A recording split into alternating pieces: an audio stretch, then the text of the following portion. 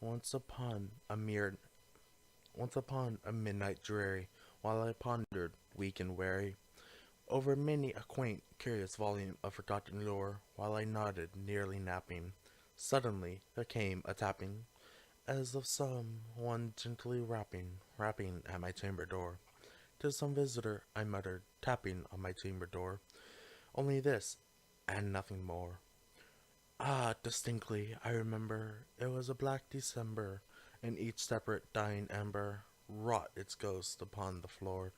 Eagerly I wished the morrow, vainly I had sought to borrow from my book's surcease of sorrow for the lost Lenore, for the rare and radiant maiden whom the angels name Lenore, nameless here for evermore.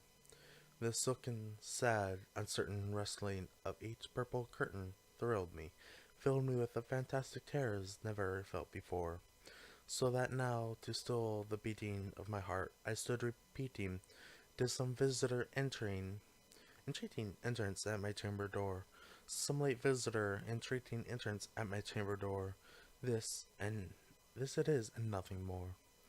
Presently my soul grew stronger, hesitating, then no longer. "Sir," I said, "or madam, truly your forgiveness I implore, but the fact that I was napping, and so gently you came rapping, and so faintly you came tapping at my chamber door, that I scarce was sure I heard you. Here I opened wide the door, darkness there, and nothing more." Deep into that darkness peering, long I stood there wondering, fearing, doubting, dreaming dreams no mortal ever dared to dream before. But the silence was unbroken, and the stillness gave no token, and the only word there spoken, and the whispered word, "Lenore."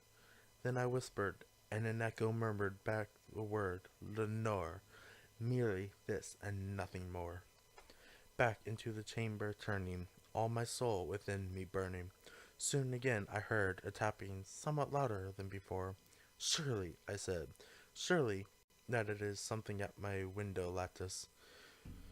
Let me see, then, what threat there is, and this mysterious explore. Let my heart be still a moment in the mystery explore. 'Tis the wind, and nothing more." Open here I flung the shutter, when, with many a flirt and flutter, and there stepped a stately raven in the saintly days of yore. Not the least obeisance made he, not a minute stopped or stayed he, but, with mien of lord and or lady, perched above my chamber door, perched upon a bust of Potos just above my chamber door, perched and sat and nothing more. And this ebony bird, beguiling my sad fancy into smiling, by the grave and stern decorum of the countenance it wore, "Though thy crest be shorn and shaven, thou," I said, "art no craven, ghastly, grim, and ancient raven, wandering from the nightly shore. Tell me what thy lord name is on the night's Plutonian shore." Quoth the raven, "Nevermore." Much I marvelled this unqueenly fowl to hear discourse so plainly, though it answer little meaning, little relevancy bore. For we cannot help agreeing that no living human being ever yet was blessed with seeing bird above his chamber door, bird or beast upon the sculptured bust above his chamber door, with such name as Nevermore. But the raven, sitting lonely on the placid bust, spoke only that one word, as if his soul in that one word he did outpour. Nothing farther than he uttered, not a feather than he fluttered, till I scarcely more than muttered, "Over friends have flown before. On the morrow he will leave me, as my hopes have flown before." And the bird said, "Nevermore." Startled at the stillness broken by a reply so aptly spoken, "Doubtless," I said, "what it utters is it only stock and store, caught from some unhappy master, whom unmercifully disaster followed fast and followed faster, till his songs one burden bore, till the dirges of his hope and melancholy burden bore of never, nevermore." but the raven still beguiling all my fancy into smiling. Straight I wheeled a cushioned seat in front of bird and bust and door. Then upon the velvet sinking, I betook myself to linking fancy unto fancy, thinking what this ominous bird of yore, what this grim, ungainly, ghastly, gaunt, and ominous bird of yore meant in croaking, nevermore. This I sat engaged in guessing, but no syllable expressing to the fowl whose fiery eyes now burned into my bosom's core. This and more I sat divining, with my head at ease reclining on the cushion's velvet lining that the lamp light glowed o'er, but whose velvet violet lining with the lamp light gloating o'er shall press, nevermore.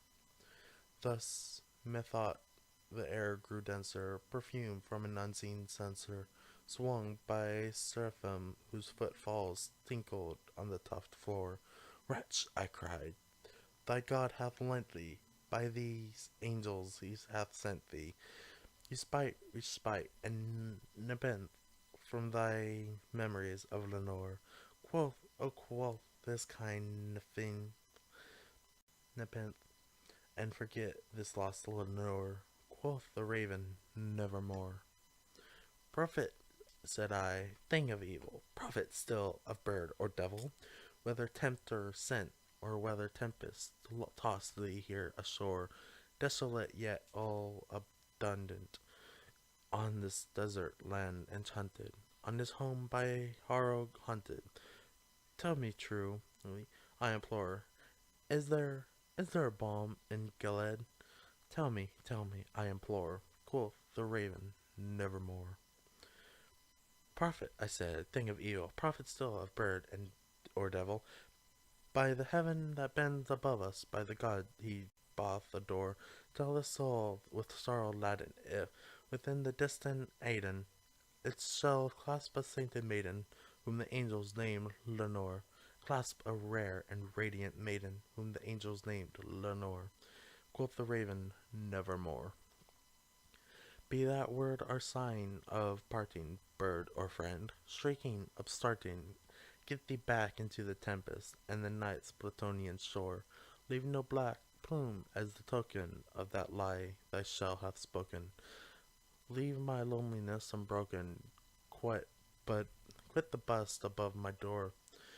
Take thy break from out my heart, and take thy thorn from off my door. Quoth the raven, nevermore. And the raven, never flitting, still is sitting, on the pallid bust of Pallas just above my chamber door, and his eyes have all the seeming of a demon's that is dreaming, and the lamplight o'er him streaming throws his shadow on the floor, and my soul from out that shadow that lies floating on the floor shall be lifted nevermore.